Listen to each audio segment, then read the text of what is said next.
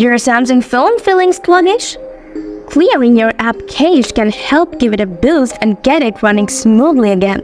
In this guide, I'll walk you through 2 simple methods to clear up cache on your phone.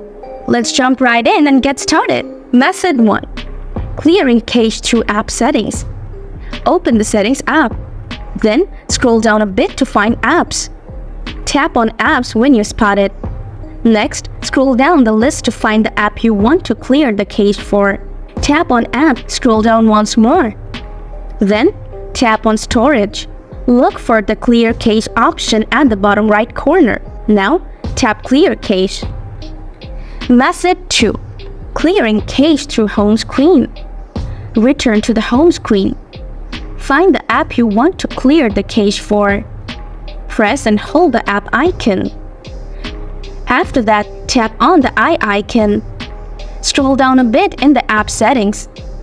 Then, tap on Storage. Look at the bottom right corner. There you will find the Clear Cache option.